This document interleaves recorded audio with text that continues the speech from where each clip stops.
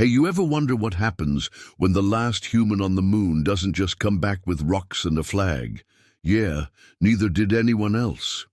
But surprise, surprise, humanity did something that no one saw coming. We brought back friends. And no, they weren't spacefaring allies or friendly aliens ready to shake hands. No, we brought back chaos. I know, right? Turns out when you send one human to the moon, they don't just collect dust samples. They collect intergalactic mischief, a whole bunch of aliens with their own problems. Let me tell you, the universe's expectations of humanity, way off. You see, this astronaut wasn't just fighting for survival in space. No, he ended up with a team of the most confused and unprepared aliens you've ever seen. And what did we, the humans, do best? Adapt. Somehow, despite all logic, we made it work. But let's be honest, who else could survive this mess other than a human? All right, buckle up, because this is about to get weird. All right, let's talk about the moon. You know, that giant rock that's been staring down at us since the dawn of time, the one we've been obsessed with for centuries. You'd think after all these years and all those trips up there, humanity would have perfected the whole moon landing thing, right? Maybe planted a few flags, grabbed a few rocks, and gotten back home without any hiccups. But nope, that's not how humans roll. Not even close. So here's the deal. The last human to go to the moon didn't come back with just moon rocks and a fancy flag like we all expected. Oh no, he came back with something far more interesting. And by interesting, I mean a group of aliens. Yep, you heard that right. Not one, not two, but a whole crew of aliens. And trust me, they were not your run-of-the-mill, peaceful, highly advanced, we come in peace type aliens. These guys were more like the universe's version of a bad reality TV show. If we were hoping for a diplomatic handshake with extraterrestrial life, we were seriously disappointed. The human astronaut in question, Lieutenant Alex Reeves. Your typical NASA guy, kind of an everyman with a good attitude and some stellar training. His mission was simple. Get to the moon, plant the flag, take a few samples and come home. Easy, right? Wrong. What Alex didn't know was that the moon was harboring a few unexpected guests, and when he went up there, he ended up in the middle of an intergalactic mess. The moon wasn't just a barren, silent rock. It was a cosmic dumpster fire, filled with strange and misunderstood alien creatures that had their own ideas of what Earth was all about. Now, most people would have just gone ahead and completed their mission, then returned to Earth, mission accomplished. But Alex, well, he didn't just complete his mission, he kind of extended it. He ended up coming back with a handful of extraterrestrial friends who were totally unprepared for Earth, its inhabitants, or even its basic concepts. There was Zarkon, the jellyfish-shaped alien who thought humans were deeply irrational creatures for not understanding the concept of floating freely in space at all times. Then there was Graal, a rock-skinned brute who considered Earth's gravity an artificial limitation and spent most of his time in confusion, trying to hug everything he came across. But here's the thing. What was supposed to be a simple, textbook mission turned into humanity's greatest success. Why? Because despite all of humanity's missteps, screw-ups, and general incompetence, we somehow managed to adapt in ways the universe couldn't possibly predict. You see, humanity has this special thing going for it that no one else seems to understand. We thrive in chaos. We might be terrible at planning, but we're fantastic at winging it. Take any disaster and just give us a minute. We'll figure something out, even if it's completely ridiculous.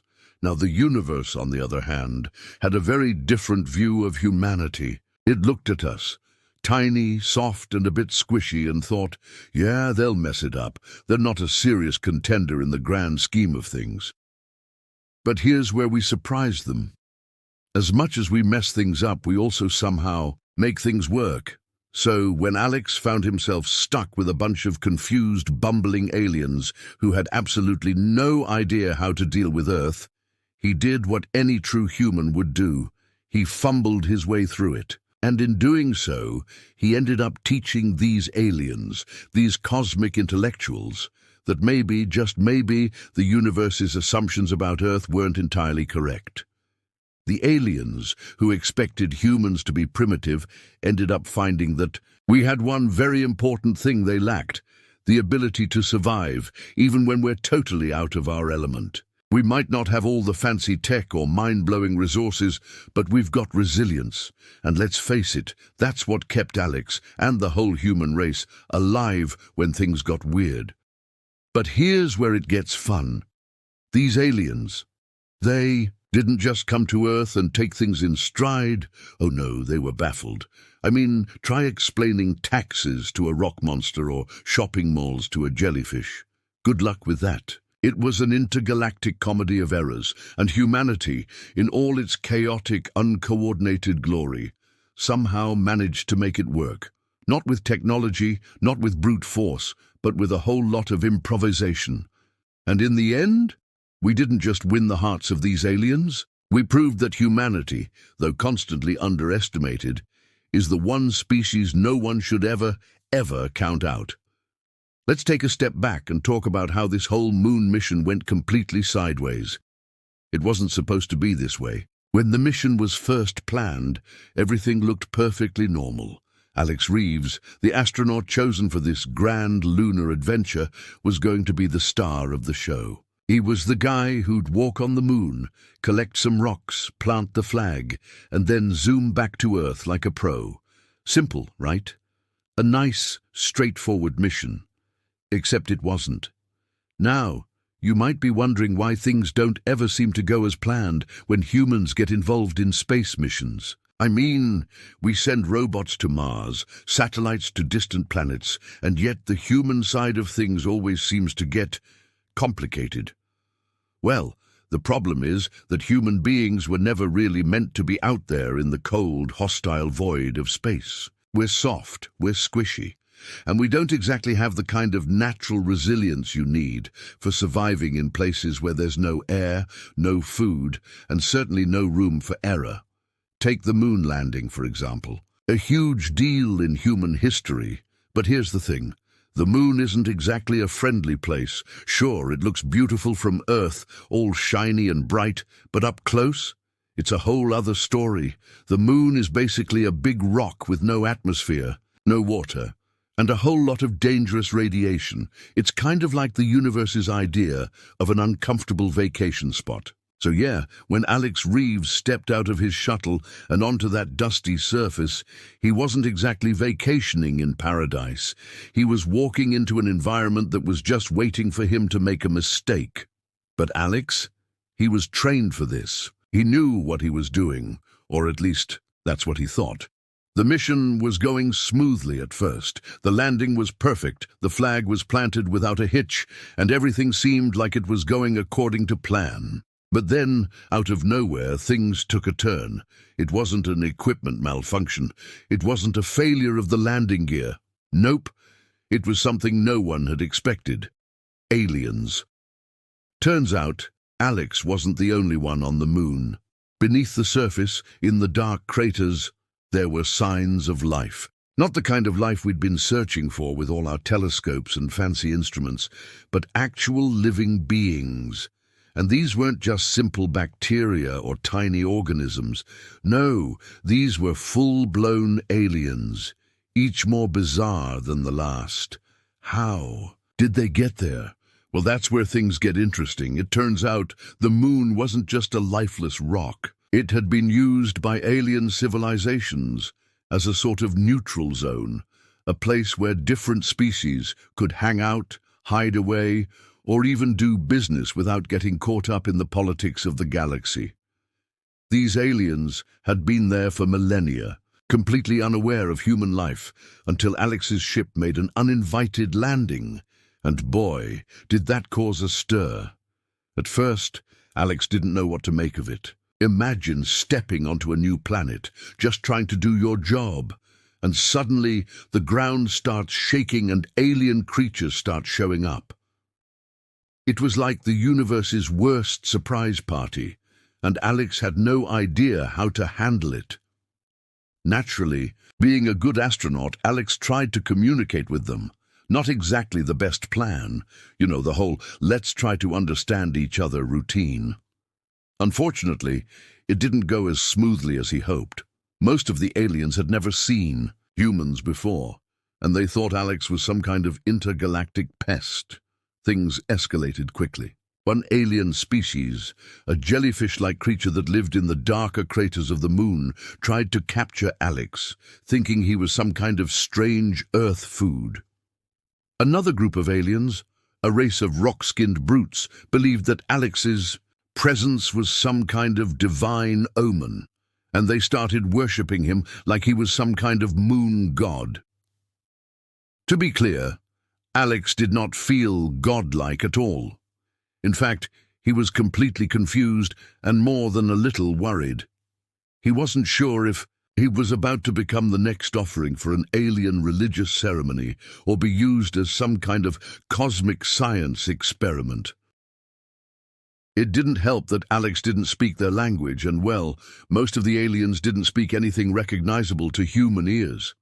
So, Alex did what any good human would do in this situation. He panicked for a while, then tried to befriend them with whatever he had. A couple of chocolate bars, some simple hand gestures, and a lot of patience. It wasn't pretty, but it worked. Somehow, Alex managed to form a shaky alliance with these aliens, which eventually turned into a bizarrely dysfunctional team. What was supposed to be a solo mission ended up being the start of an intergalactic odd couple situation. Alex didn't just have to survive the moon, he had to survive these aliens, all while trying to find a way back to Earth without starting a galactic war. And just when Alex thought it couldn't get any crazier, the universe decided to throw in a few more curveballs. The mission that was supposed to be about collecting rocks and waving flags turned into a cosmic adventure, one that none of the scientists back on Earth had prepared for. And this was just the beginning of the chaos. So let's talk about Alex's perspective for a second. Imagine you're an astronaut, right? You're trained for months, probably even years, learning about everything you need to do up there. Landing on the moon, gathering rocks, doing experiments, maybe even taking a few selfies with the Earth in the background. It's all pretty standard, right? But then, in the middle of all this, you realize something. This isn't a solo trip. You're not just doing a scientific mission. No, instead, you've stumbled into something far bigger. You found yourself surrounded by creatures from another corner of the universe, each with their own ideas about the moon, space, and the human race. For Alex, it didn't take long to realize that his job wasn't just about collecting rocks. Sure, that was part of it, but now it was about explaining humanity to beings that couldn't even begin to understand us. It's one thing to talk about Earth's history in a textbook or to a room full of scientists. It's another thing entirely to stand in front of a giant rock-skinned alien who thinks you're some sort of insignificant Earth creature to be worshipped like a god. Imagine that conversation. No, I'm not a god. I'm just a guy from Earth who's really bad at dancing and can't even cook spaghetti without burning it. As Alex started to interact with these creatures, he quickly realized that nothing was going to be as simple as he thought. Take Earth's technology. For example, to an alien, something as simple as a smartphone might look like magic. I mean, we're talking about a device that fits in your pocket, lets you send messages across the globe in seconds, and gives you access to pretty much all human knowledge, and you can order pizza with it. But to an alien who's never seen anything like it before, it's like handing a caveman a toaster and telling him it can cook your breakfast and predict the weather.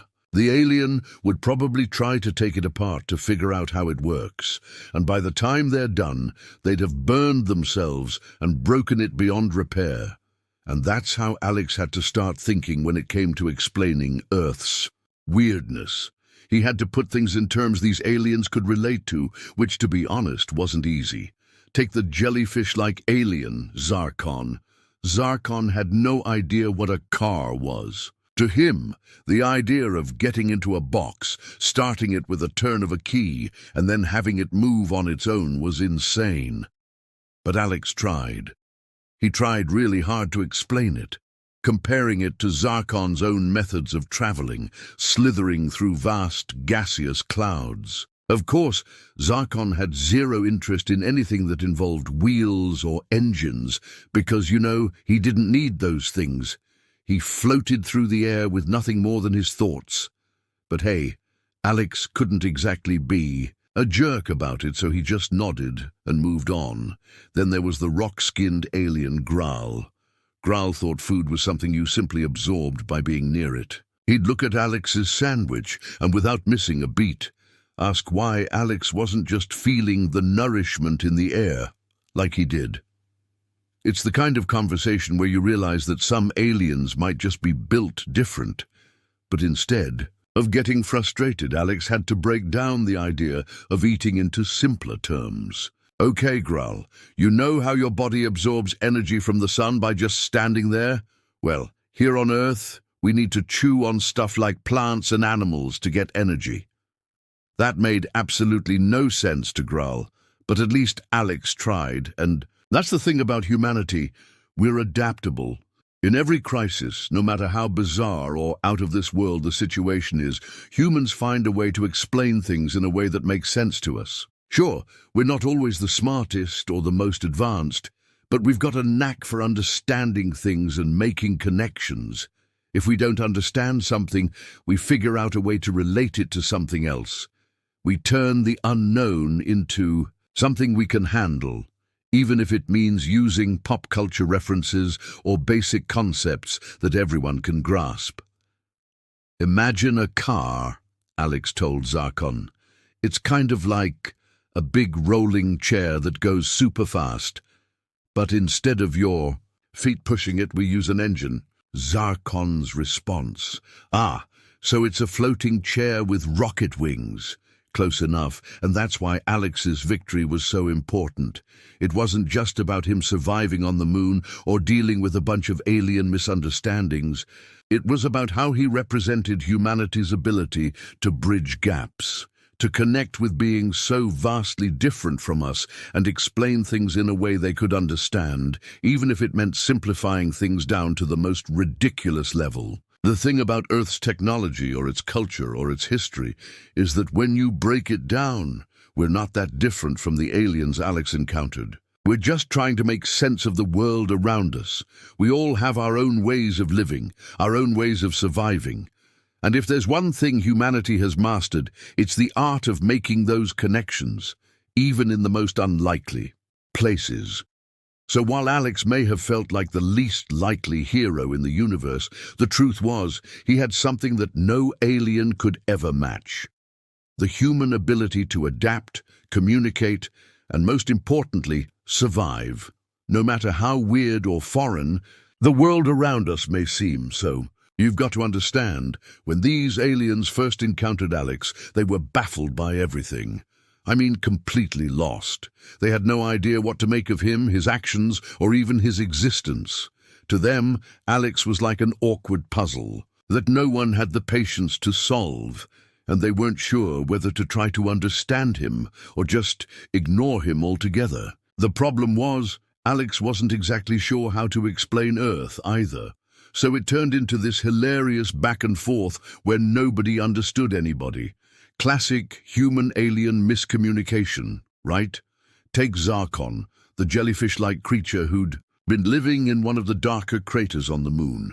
Zarkon's first question to Alex, "What is this walking you're doing?" Yeah, Zarkon had no clue.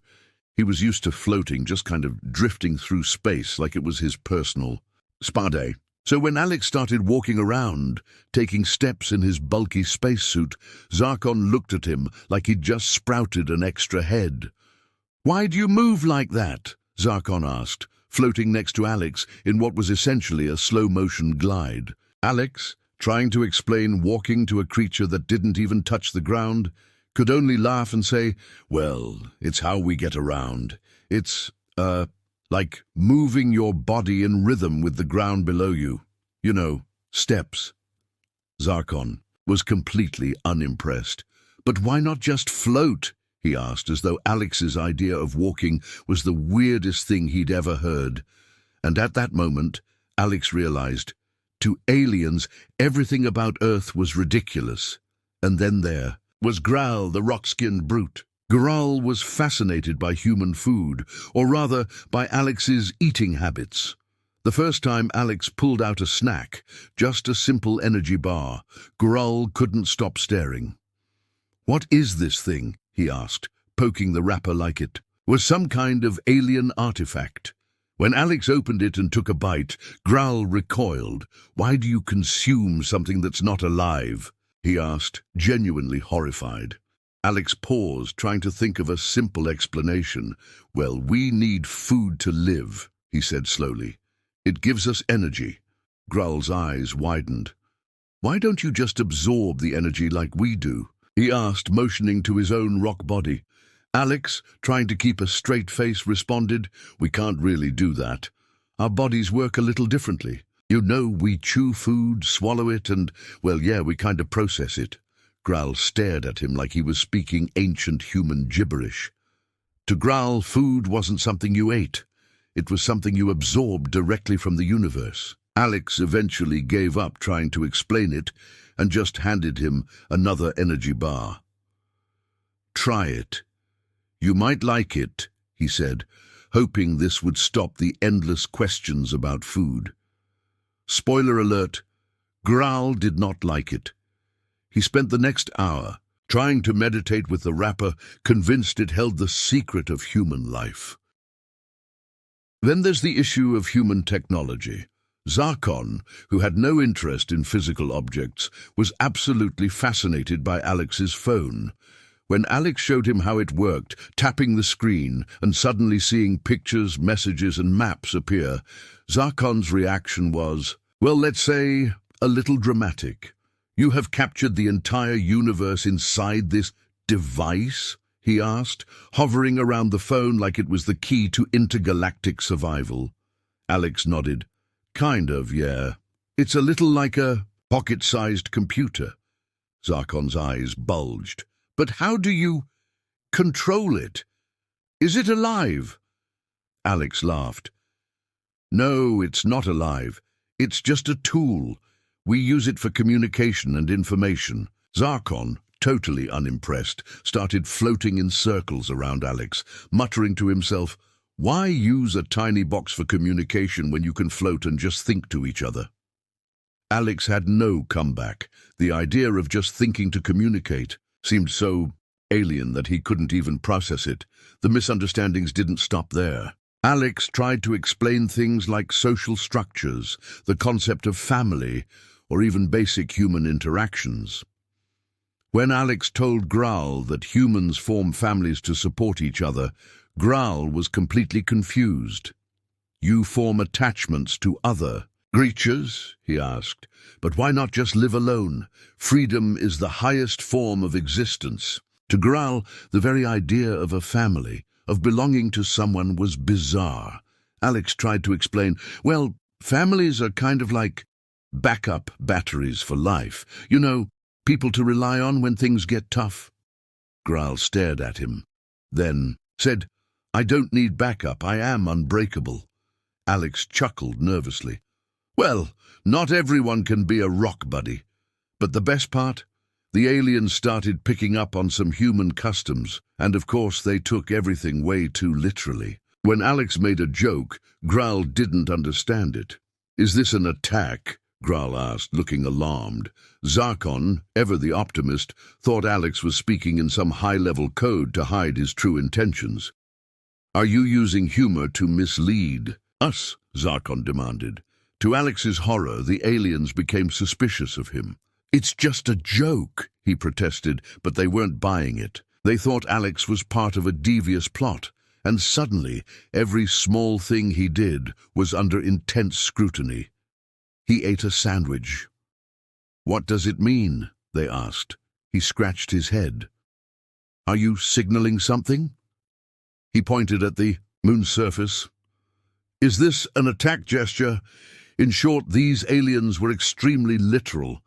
They didn't get sarcasm, humor, or anything that wasn't directly explained to them in ways that made perfect sense to their very alien minds. Alex learned very quickly that his usual human tactics, like making sarcastic remarks or using humor to diffuse awkward situations, weren't going to work.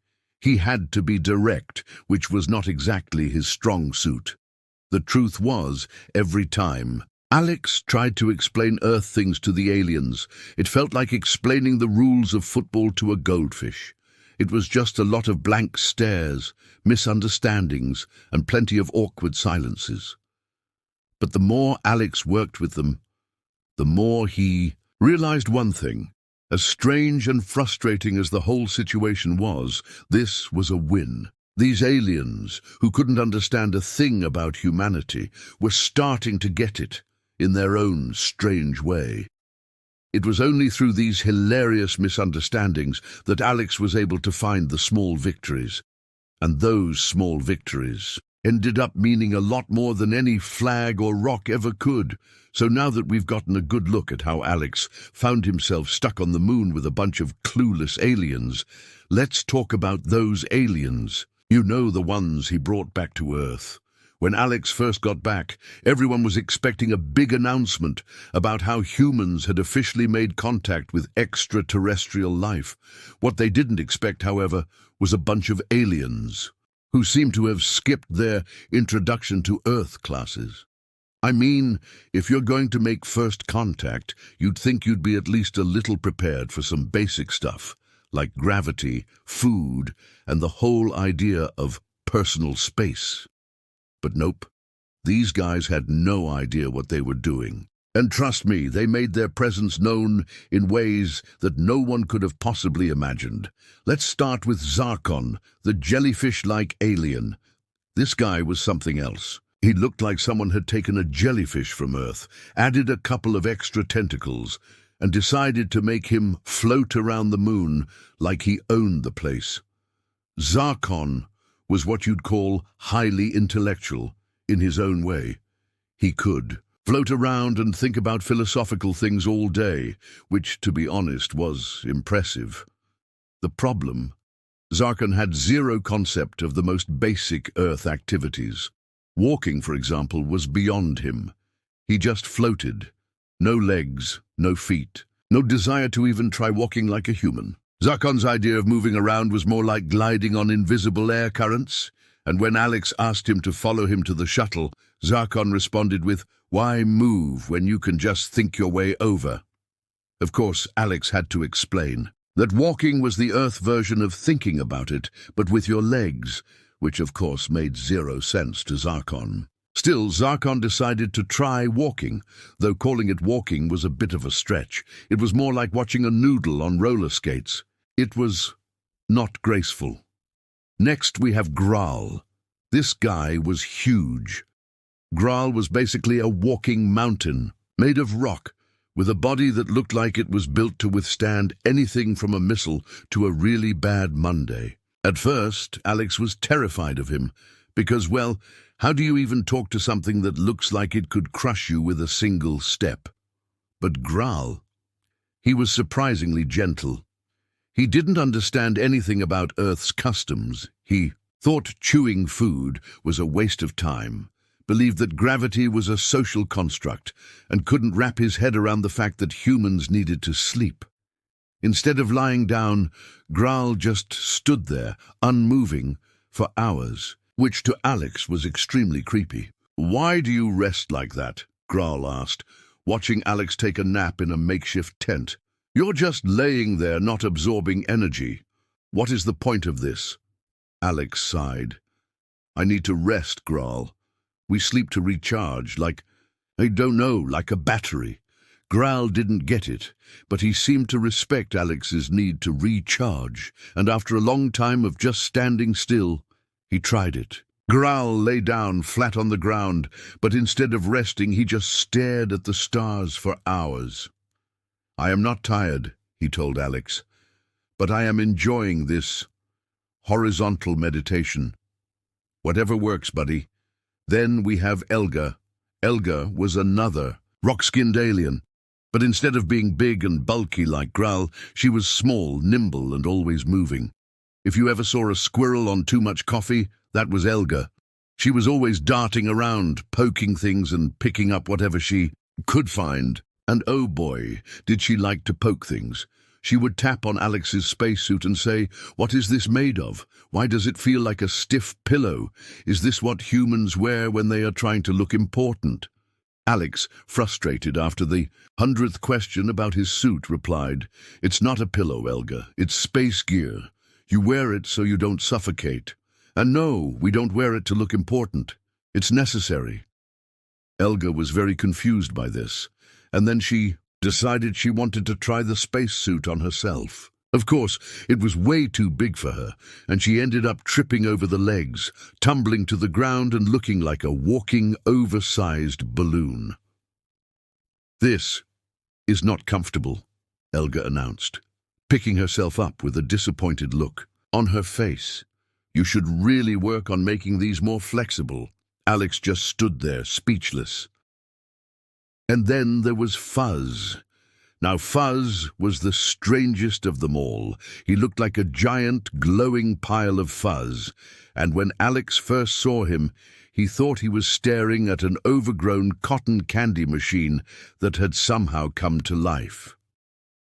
Fuzz didn't speak much, but when he did, his voice sounded like a cross between a dial-up modem and a foghorn. He was silent most of the time, which was a relief to Alex, but when he did communicate, it was usually in the form of glowing patterns that Alex had a hard time understanding.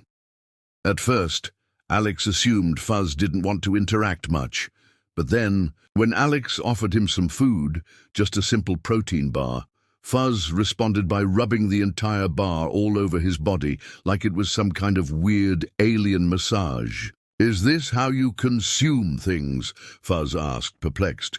"It feels so strange." Alex couldn't help but laugh. No, Fuzz, you're supposed to eat it, not rub it like lotion."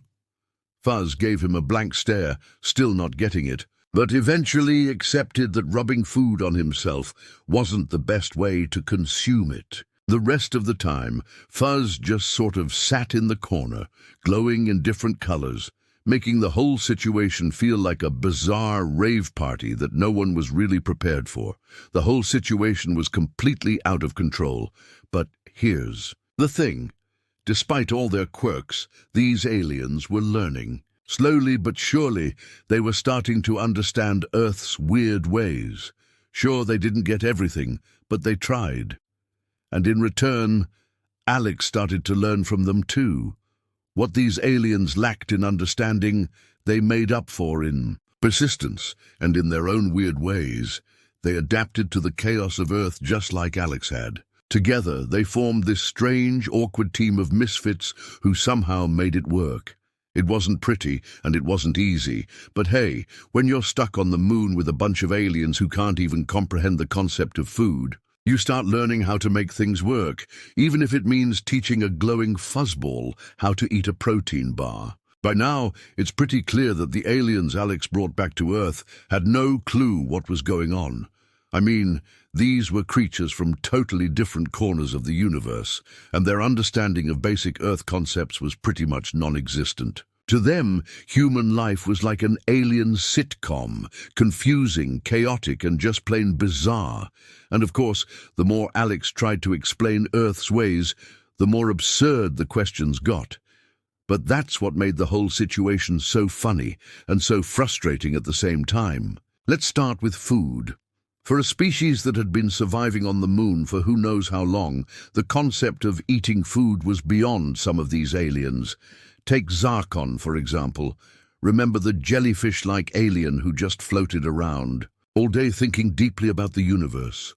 When Alex tried to explain food, Zarkon looked at him like he'd just told him humans ate their shoes. "Wait," Zarkon asked, floating in a slow, graceful loop around Alex. "You mean you ingest things? Like, put them inside your body?" Alex nodded. "Yeah, that's how we get energy. We need to eat to stay alive." Zarkon couldn't wrap his head around it. But why not just absorb energy from the air like we do? Why would you waste time chewing things? Isn't that inefficient? Alex, trying his best not to laugh, explained that humans couldn't just suck energy out of the atmosphere.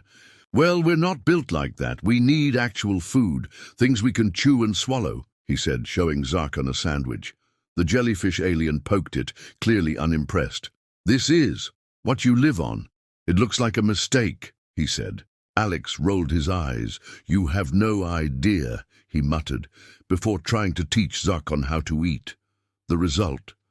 Zarkon stared at the sandwich for what felt like an eternity before declaring, I don't get it. I feel the energy, but I don't understand why I need to swallow it. Needless to say, Zarkon never got the hang of it. Then there's Graal, the rock-skinned brute, who was even more baffled by Earth's weather. Explain this to me, he demanded, his voice a gravelly rumble as he watched a storm roll in. Why does the atmosphere randomly shake and release water? You cannot possibly control it. Graal's idea of weather was very simple. Weather is what you get when the universe decides to make your environment an experience.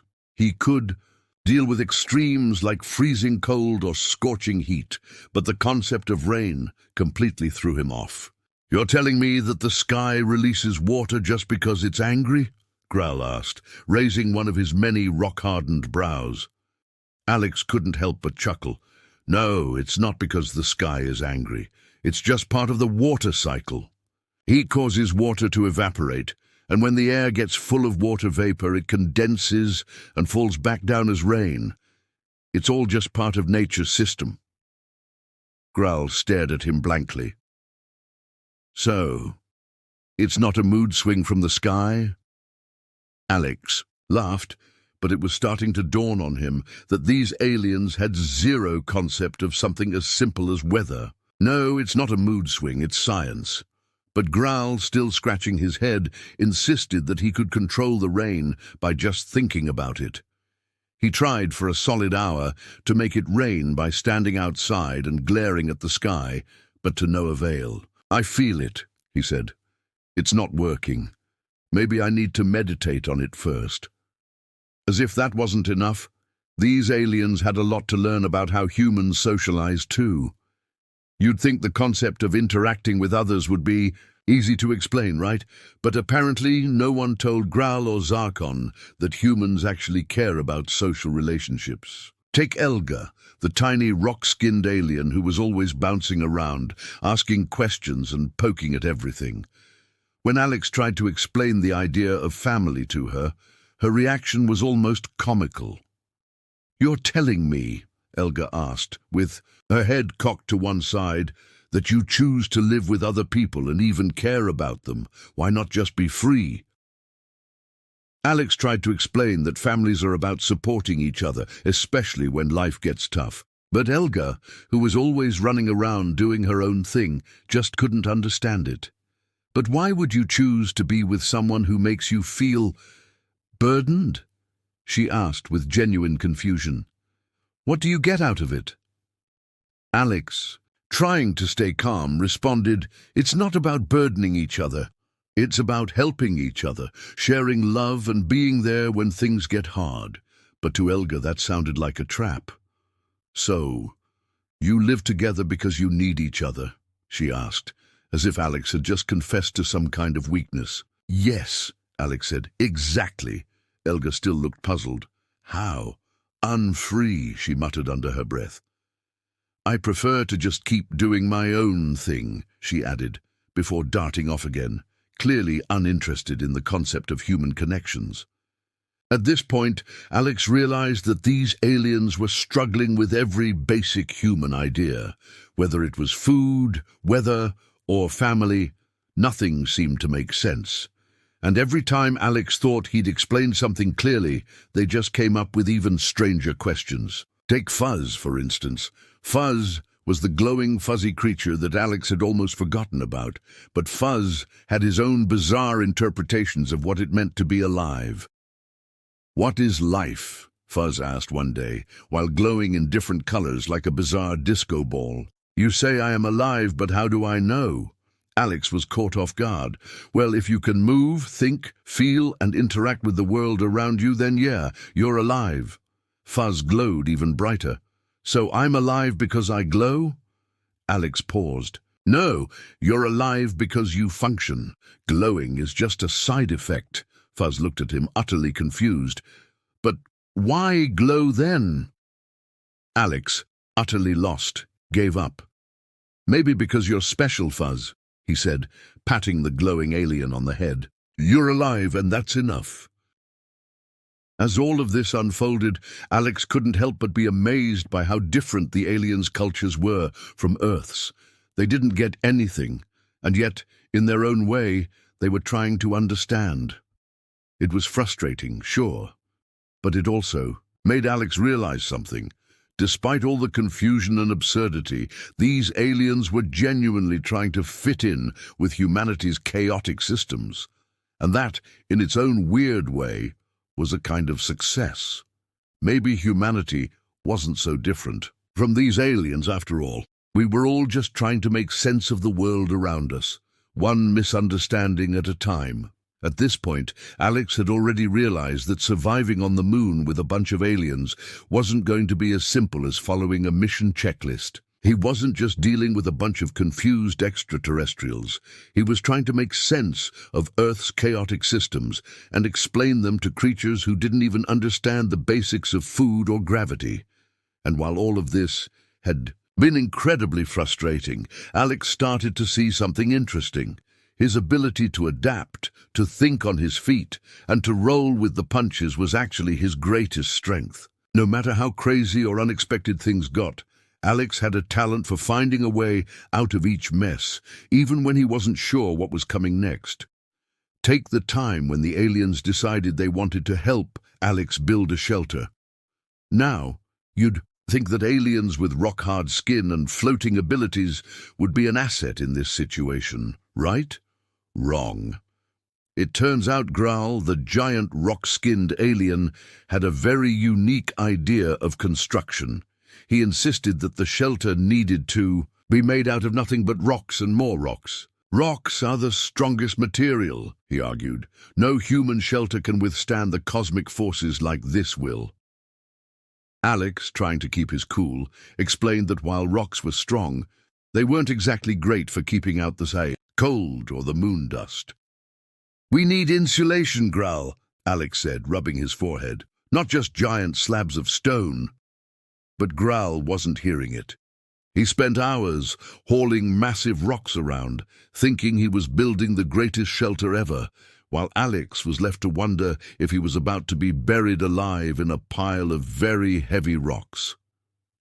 Meanwhile, Zarkon, the jellyfish-like alien, was floating around trying to help in his own way. His idea of helping involved hovering above the shelter and meditating to connect with the moon's energy. It was a beautiful idea, but it didn't exactly lead to a lot of actual building.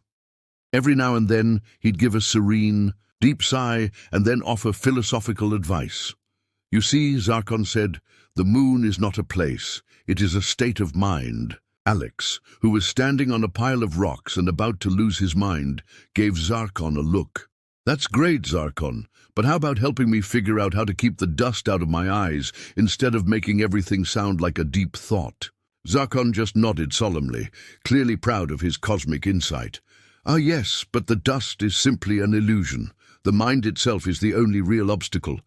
And then there was Elga, who was determined to organize the shelter. But to her, organization meant putting everything in order, which, of course, meant she moved everything Alex had already done and rearranged it into what she called a cosmic pattern. It's like feng shui, but for the moon, she declared, proudly, as she shifted an already complete wall of rocks into a completely new position. Alex was this close to screaming, Elga, I'm pretty sure feng shui doesn't involve turning everything into chaos. But Elga, excited by the new arrangement, just floated away, completely convinced she was improving things. At this point, Alex realized that his best bet wasn't to fight them on what they thought was helping him. These aliens were trying in their own bizarre ways, and maybe that's what mattered. The humans on Earth always had a way of making do with what they had, whether it was duct tape, a questionable toolkit, or just sheer stubbornness. Alex wasn't about to let a bunch of clueless aliens stop him. He had a different kind of tool at his disposal, the unpredictable nature of humans. Instead of trying to explain things in a calm, logical way, Alex embraced the chaos. When the aliens were busy rearranging the shelter, he took the opportunity to distract them with something they could understand, a game. "All right," Alex said with a grin. "How about we play a game to see who's better at building a shelter?" Zarkon, Graal, and Elga all looked at him in confusion, but Alex didn't let that stop him. "It's simple," Alex explained. "We take what we have, rocks, sticks, whatever, and try to build something. Whoever makes the most stable shelter wins. The loser has to clean up all the mess." Of course, the aliens didn't understand the concept of losing, but they were more than willing to play. What Alex hadn't anticipated was that their competitive nature would take over. In the next few hours, Alex's shelter went from a pile of rocks to something that, while not exactly comfortable, actually worked. Graal built a huge rock structure, but predictably it was too heavy and impractical. Zarkon, meanwhile, floated around using his mind to move small pebbles into a pattern that resembled an abstract art piece more than a shelter. Elga, of course, had her own version of a shelter, a perfectly symmetrical, though rather unusable, design. But what Alex learned through all this was that he didn't have to be perfect. The key was adapting, accepting their help in the strangest ways, and knowing when to step back and let them figure things out in their own alien way. In the end, what Alex and the aliens had built wasn't just a physical structure. It was a team effort, each of them contributing in their own way, even if that meant total chaos. And the funny thing, it worked. Despite all the confusion, despite all the misunderstandings, they had created something that was good enough to protect them from the harsh conditions of the moon. And that, for Alex, was an unexpected triumph. He didn't need perfection. He just needed to keep going, keep trying, and use his human ability to adapt to whatever came next. When the shelter was finally built, Alex looked around at the aliens and realized something important. Humanity's greatest strength wasn't just our ability to survive. It was our ability to thrive in chaos, to embrace the unexpected, and to make the best of what we had. The aliens might have misunderstood everything about Earth, but somehow, through sheer persistence and a little bit of humor, Alex had shown them that even in the wildest of circumstances, humans could make things work. After weeks of misunderstandings, chaos, and the sheer absurdity of trying to explain Earth to aliens who thought gravity was a conspiracy, things had started to come to a head. Alex and his alien friends were stuck on the moon, trying to survive, each one of them contributing in their own strange way. But the situation had just become so bizarre that Alex knew they were on the verge of making some kind of breakthrough or disaster. What they needed was a way to end things on a high note, a way to pull everything together. And for Alex, as things got more ridiculous, the solution came to him in the most unexpected form: a dance-off. Yes, you read that right. A dance-off. But before you ask how this could possibly work, let's set the stage. By this point, Alex was completely exhausted from the constant explanations and trying to keep his alien companions from burning down the moon, or at least making it look like a kindergarten art project.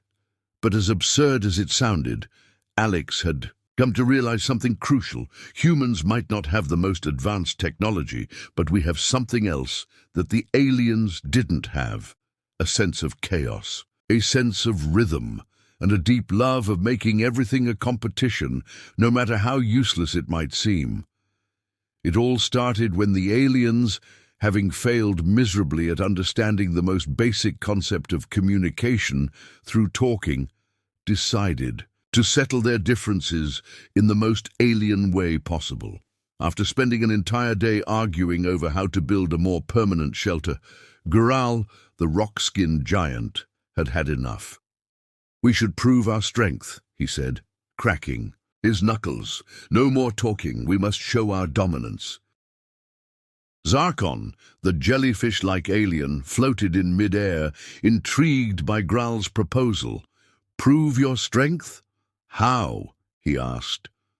Zarkon had no idea what it meant to be strong in the way humans measured strength, but he was very willing to try anything. After all, they'd already tried meditation, telekinesis, and eating earth food like it was some kind of cosmic joke. Elga, who was always looking for a way to make everything more organized, chimed in. "Why don't we settle this in a way that's fair? A challenge, a test of our rhythmic abilities." She beamed with excitement. "A dance-off. Whoever dances better wins." Alex froze for a moment. He had just spent days explaining gravity to rock-skinned aliens, and now they wanted to settle their differences with dancing. But before he could protest, the aliens had already started to get into the spirit of it. Graal was cracking his knuckles, Zarkon was floating, ready to move to the rhythm, and Elga was bouncing up and down like a hyperactive child. Alex didn't know whether to laugh or cry, but honestly, at this point, what else was he supposed to do? He had to roll with it. All right, Alex said, trying to hold back a smile. "Let's do it. I'll show you how it's done." He stepped forward, trying to make it look like he knew what he was doing, even though in reality he was about to wing it completely. "But if I win, you all have to clean up the mess you made in the shelter." The aliens seemed to take this very seriously. They all nodded, eager to show off their own interpretations of dancing, and so the contest began. First up was Graal. The massive rock-skinned brute stood there for a moment, scratching his head. "How do I move like you?" he asked Alex. "You humans bounce around a lot." Graal tried to dance by simply shaking his entire body. Imagine a giant boulder attempting to wiggle. It was nothing short of hilarious. The ground actually shook as he tried to move in some sort of stilted rhythm, but the effort was, well, unimpressive. There was no grace, no fluidity, just a lot of rocks moving in all the wrong directions. Elga and Zarkon clapped their tentacles and stone hands, impressed, but it was clear that the dance was more about sheer force than anything resembling rhythm. Still, Graal gave it his all, and Alex couldn't help but give him a half-hearted applause. Next, Zarkon floated forward, looking confident but with no real understanding of what was going on. Zarkon tried to mimic what Alex was doing, which was basically swaying back and forth, arms in the air. But since Zarkon didn't have legs, the whole thing was a bit of a disaster. Zarkon started spinning in mid-air, floating around, changing colors as he did so, but the motion wasn't quite dancey. Instead, it looked more like a slow-motion spin with a jellyfish at a rave. Zarkon's attempt was, if nothing else, definitely unique. But again, there wasn't any real rhythm, just floating and spinning in no particular pattern.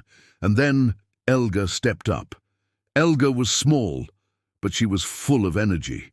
She started bouncing and doing flips, hopping around as though the ground was made of trampoline material. She was fast and surprisingly agile, flipping in circles and making the shelter shake with each over-enthusiastic move. The problem? She had no idea how to make her movements sync with anything. She was just jumping around in every direction, leaving Alex dizzy.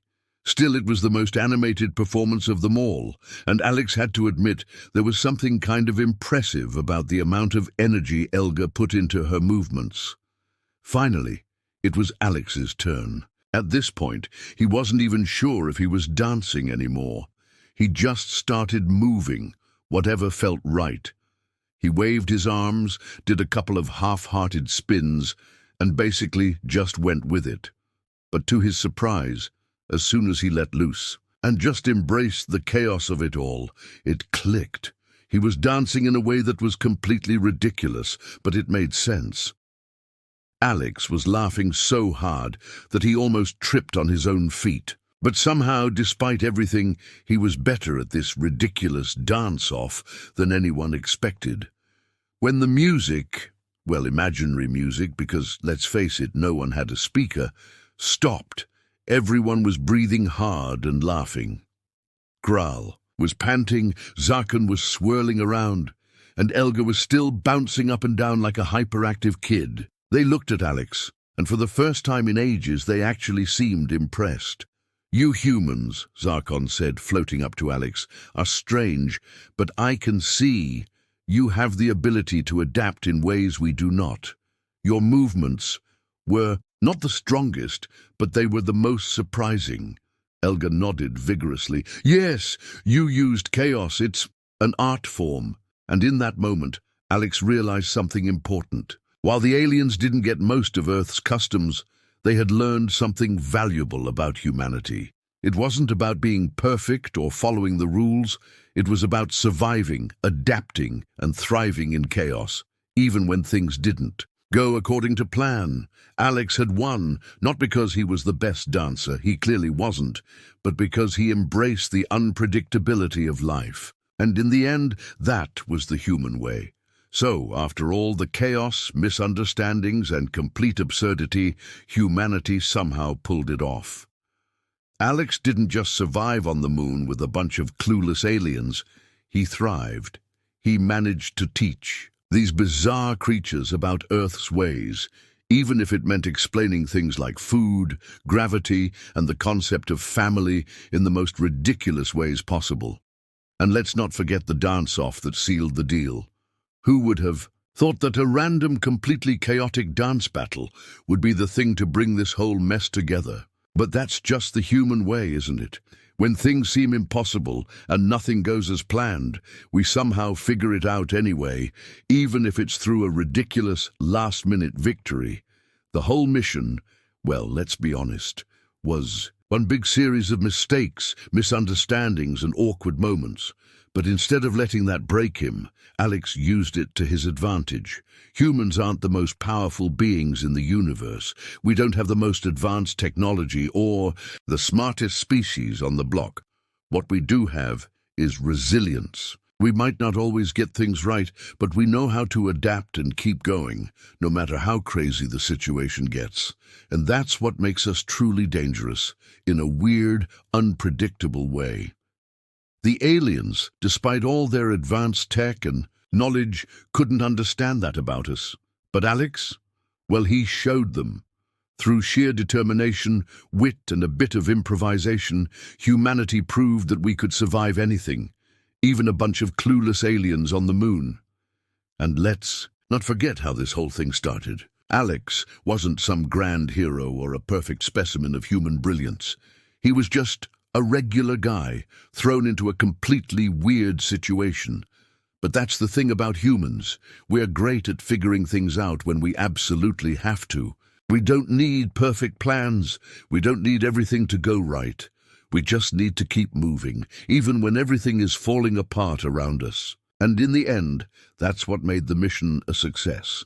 So after surviving with aliens who thought food was optional and gravity was a suggestion, Alex made it back to Earth, bringing with him a team of misfit extraterrestrials and a story that no one would believe. But hey, that's how we do things on Earth. Chaos, confusion, and an unexpected victory at the end. If you think about it, maybe that's the secret to humanity's success. We just roll with the punches, make a few jokes along the way, and somehow end up on top, even when we shouldn't. If you enjoyed watching this wild, weird, and totally ridiculous story of humanity's triumph, make sure to hit that subscribe button. Because let's be honest, if you think this is crazy, wait until you see what's next. We humans are just getting started. So buckle up, because the next story is going to be even more out there than this one. And if you think we won't mess it up, well, that's exactly why you should stick around. Because we definitely will.